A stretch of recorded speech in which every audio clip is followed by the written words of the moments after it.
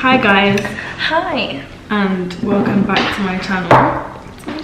Today I've decided to pair up with Liv and make a video on like things we wish we knew before we came on our study abroad.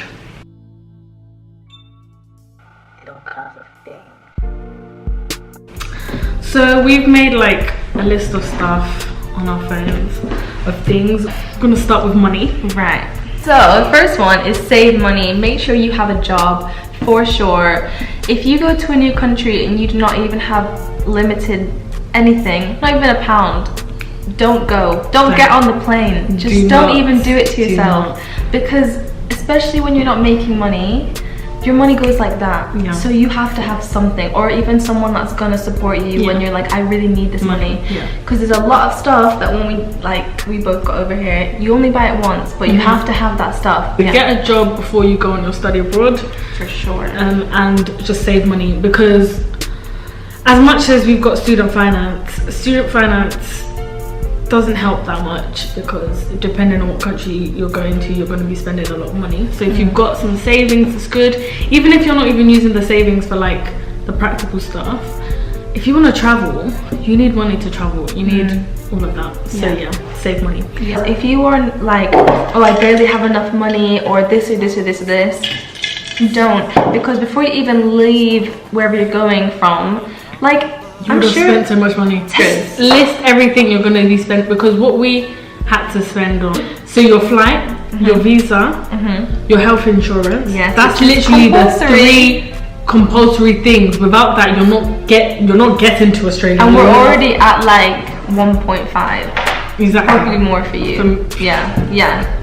And then I didn't want to talk about that. Yeah, you're at least at £1,500. That's before you even left. That's before you left. Have to make sure that you have these things. Yeah.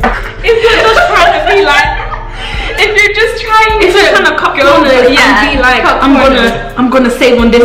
No, you cannot. You cannot, because you'll end up messing something up, or living, you won't get the right health insurance, or having a rubbish experience. Sort out your student finance before you leave, before you leave the country. Because chances are your uni start date back home is different than the one abroad. So if you don't sort it out, you might be waiting for your money. You might be waiting ages. Like, we started in July and I got my money in July. Did you get your money? Yes, I got my money. Both got our money in July. If we hadn't sorted it out, we would still be waiting for our money. Yeah. Oh my gosh. We actually would we would be like, I don't know how, but yeah. Next one is get a Monzo or Revolut account. So these are just accounts that you can apply for. If you're in the UK, Monzo or Revolut, whichever one, both of them work. I've got both of them.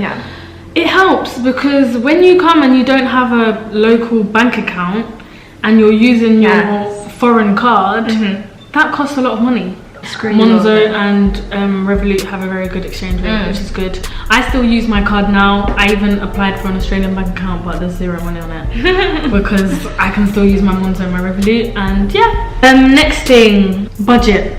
If you don't budget, your money will not last. Without a budget, I don't know how I could cope, because all my money would be gone. You go to another country and you treat the money like it's monopoly money. It is not monopoly money. If it's not within your budget, don't do it, because then you won't have money and it's time to actually do the fun stuff. What are you gonna do? Following from budgeting, your money can only go as far as it can go. If you don't have money, you don't have money. You don't have to force yourself to do anything or partake in anything if you can't afford it. People will understand, especially as a student studying abroad, you're with other students who are in the same situation. Sometimes people are not comfortable to say, I just can't afford it. Chances are other people in the same situation and they just can't say it. So homesickness and then FOMO.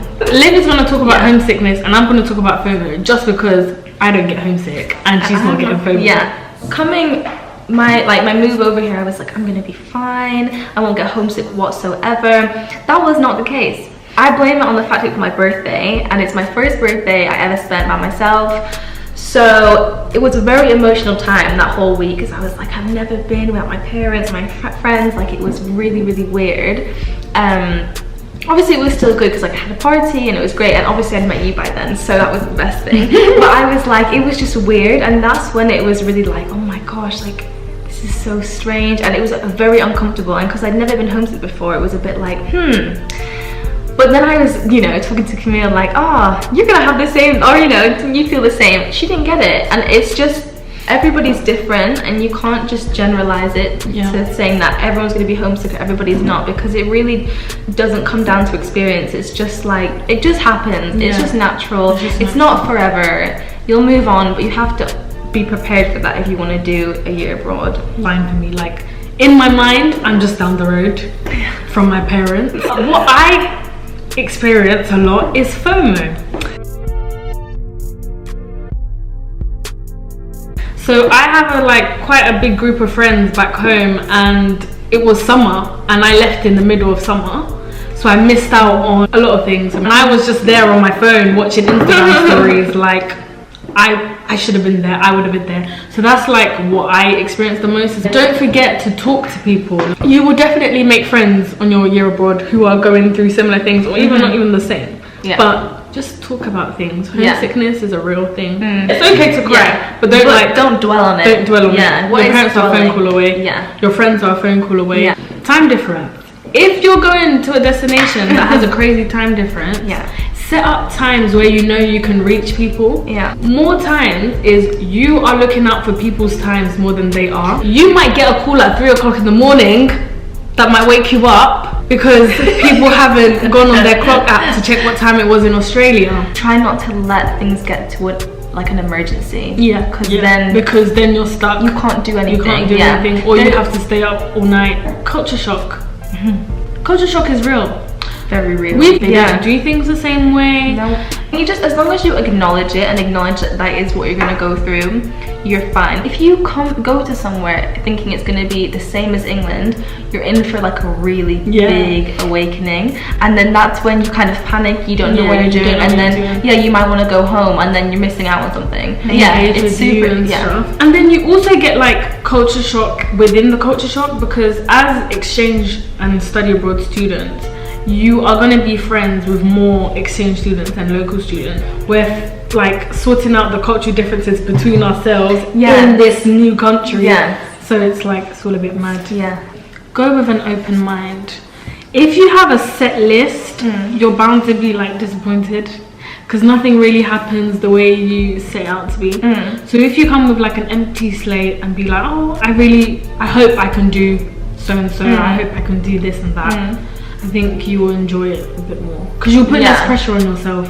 I think it's kind of a mix, because I have my massive list, but I fully know that I'm not going to do it all. Unless you have the budget and the funds, and you have the funds to do everything, and you cannot, at the end of the day, it's not holiday. You are here to study. This year counts to me, like fully counts, credit to credit. For Camille, she just has to pass, you still have to work, but of course. It's almost a bit more kind of relaxed. It's more relaxed, It's much more relaxed. It's not a gap year. If you want to do a gap year, do a gap year. Do a gap year. It's completely different. Be 100% confident in the choice of your destination. If you've got more of a negative view on where you're going, you're more like, I don't know, any like slight change or slight bump in the road is gonna affect you more than someone who's like, I've always wanted to go here, it's just a little blip, I'll get over it. If you weren't that sure, you're like, that's it. That's the world telling me I shouldn't have gone here in the first place. Do your research so badly. Know your limits. Know your level. This one to you. I feel like you're very passionate about it. No, for me, it's know your limits in everything. Money wise, partying wise, like socially. There's a lot of people tell you, oh my god, go abroad, don't say no to anything, just do it. But that is not sustainable in the long run, because one, you can't do everything because your money isn't unlimited unless you're that lucky. And then it's the same with partying. You're gonna realize at least that first month, if you put yourself out there, you will be out every single night. And everyone is like, oh my god, we need to socialize, oh my god, we need to make friends, do you want to go to this bar, I'm throwing a party, I'm doing this, let's go and visit this place. And you realize that You don't have time to actually sit down and be like, ooh, what is going on? Where am I? Am I really enjoying this? Am I doing this because I feel like I need to? Yeah, I'd much rather be over here and do like the cultural things or like the sites that I'm not going to see in England. Do you know what I mean? Yeah. Like, and you don't have to say yes to these things as and well. you still have to take care of yourself as a person. Yes. If you're the type of person who's able to go out every night, enjoy, have fun. The next category is travel / experience, which is the exciting stuff, which is kind of when you go abroad, that's kind of the thing you're really thinking of, because you're kind of like, I'm going abroad, I'm going to travel all the time. Well, reality check. It's very hard. It is very hard. You literally leave your country like, oh my god, I'm gonna visit this and that, and then you forget that everything has a price. Also, if you're not like, I feel like obviously we were fortunate enough to like meet each other quite early. There's some things you're not gonna do alone, so you want to find. You're gonna have to find a friendship group, people that you're comfortable with, that you're able to go and travel with, because as much as you have your plan, you don't want to do it on your own. You don't, And then traveling alone, it's dangerous. It's a bit scary. I'm not gonna lie. Especially in this big ass country. Yeah. So like we said, make a list. Liv made a list. I didn't make a list. That's why we just work. Because I don't know what was going through my mind. I thought I'm gonna come here and I'm just gonna know what to do. How? No. I knew the only thing that was on my list was go to Sydney at one point. Which is really cool. It's like, really? Really? Make a list, make some kind of bucket list. Don't put pressure on yourself to tick everything off that list. It's not possible. It's not possible. It's not realistic. Possible, unless you've got like 5 things on your list. If you've got, or yours. Or if you're like me and you have just go to Sydney on your list, which is feasible. Yeah. But don't put pressure on yourself. Take into account the time that you're here for, because if you're only here for a semester, like I am, you cannot have the list that I have, for example. Don't prepare your disappointment, if that makes sense. So don't do that to yourself. You know, you are here to experience this new place, but you have to be realistic. At the end of the day, you can always come back if you want to. Pack a travel rucksack or a travel like bag. Oh my gosh. Because your little carry-on suitcase is not practical. No. If you're doing a quick road trip, you need something that you can just carry. Document your time. Document. So I vlog, as you can tell.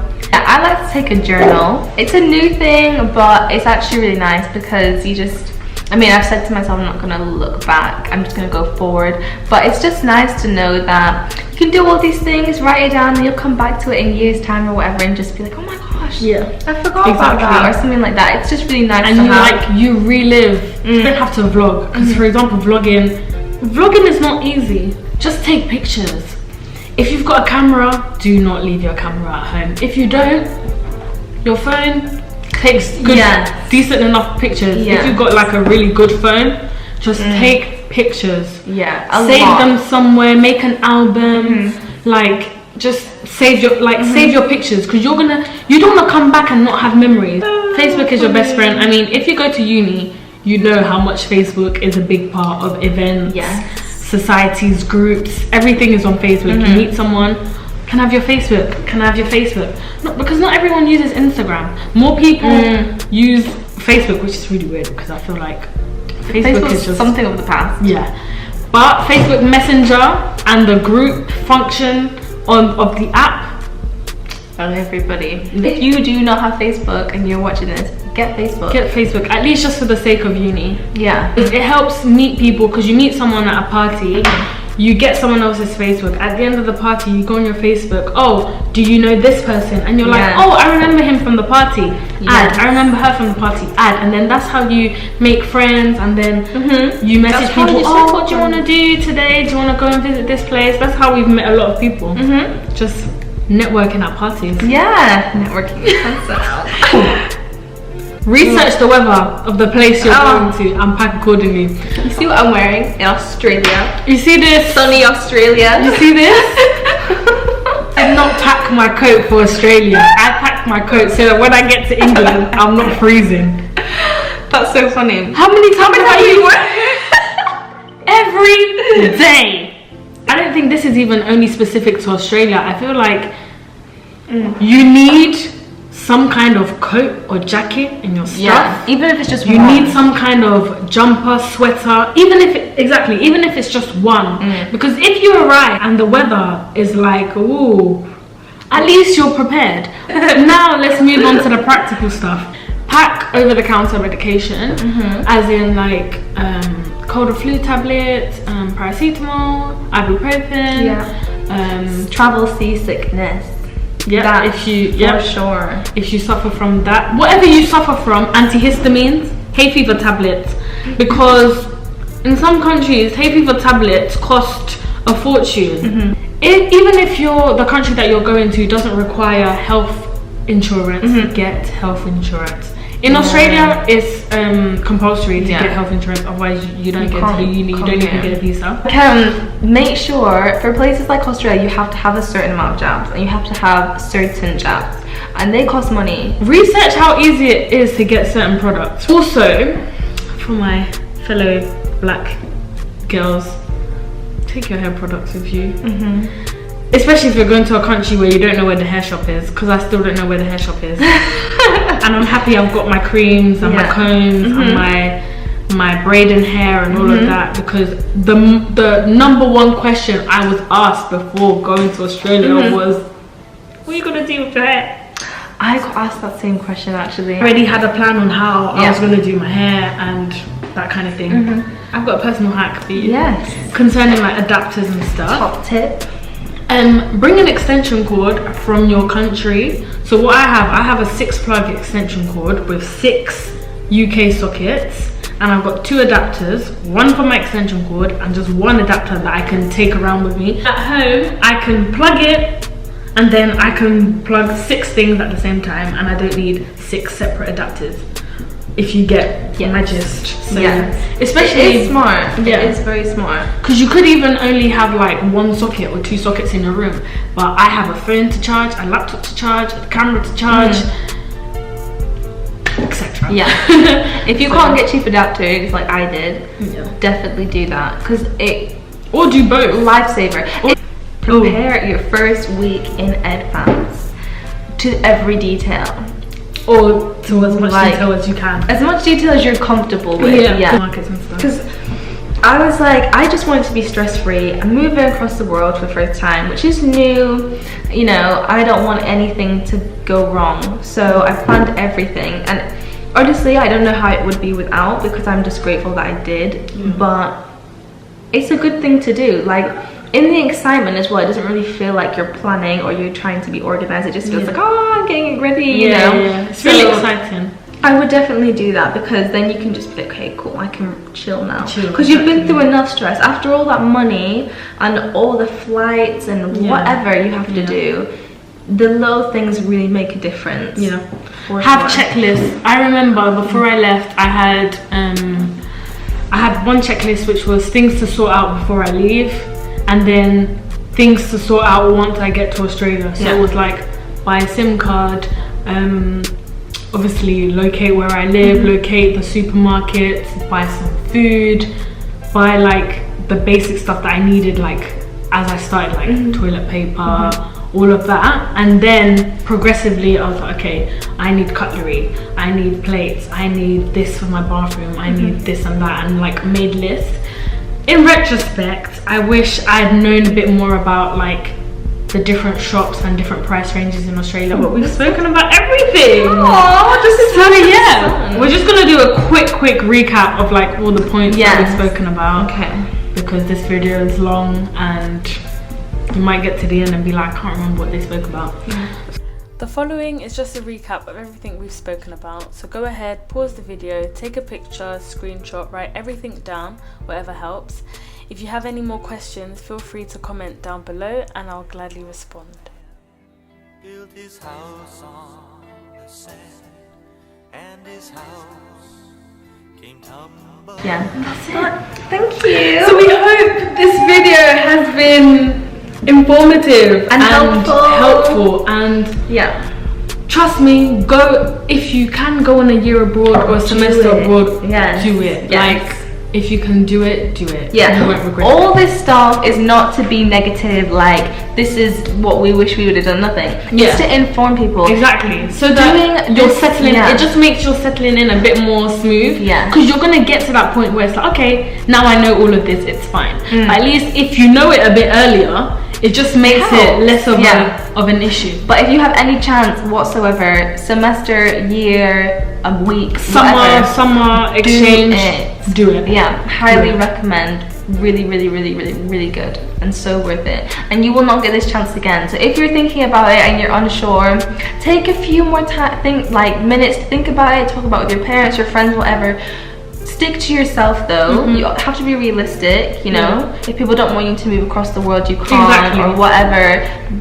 But you have to think of you as well. If your parents want you to go to Spain, you don't want to go to Spain, well then don't go. Go somewhere else. You can't it's not for them. Find a compromise. Yeah. Because we know with parents, not a lot of parents are comfortable with sending their kids as far as Australia, because at the end of the day your parents are still your parents. You won't really understand what your parents are going through because you are their kids and you're kind of like, yeah, it's my life, living my best life, let me just do what I've got to do. Compromise is key. But thank you for watching. Subscribe to my channel. More vlogs coming out of the stuff that we're gonna do, and upcoming trip, won't reveal the destination. Soon come. And hope you liked it. So